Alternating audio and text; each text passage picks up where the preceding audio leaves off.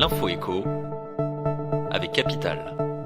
L'info pratique Capital concerne aujourd'hui votre carte bancaire. Autrefois onéreuse, les cartes haut de gamme Visa Premier ou Gold Mastercard se démocratisent.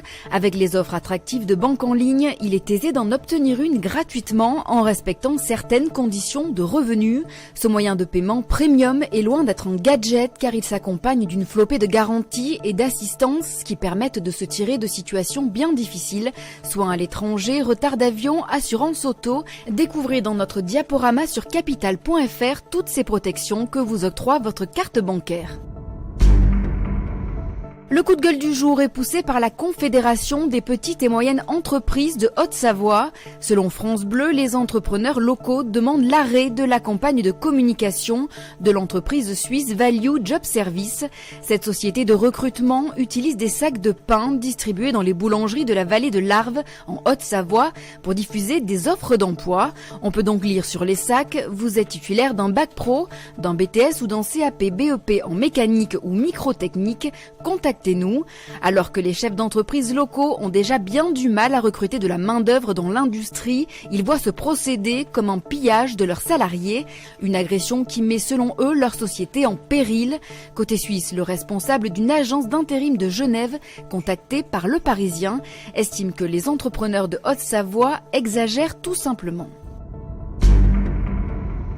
On passe maintenant aux chiffres du jour. 6%, c'est le rendement des obligations d'État des pays émergents en devise locale. En plus d'être facile d'accès aux particuliers via des fonds, elle surfe aussi sur une possible appréciation de la monnaie locale, une hausse de sa valeur par rapport à d'autres. Finalement, ces obligations d'État constituent un bon placement à long terme au niveau des cours actuels. En effet, les économies de l'Amérique latine accélèrent et les indicateurs de la Chine, leur principal client, commencent à virer au vert. L'inflation reste par ailleurs stable dans beaucoup de pays émergents. Le principal risque pour l'investisseur reste donc une forte appréciation du dollar et par conséquent la dépréciation des devises des pays émergents.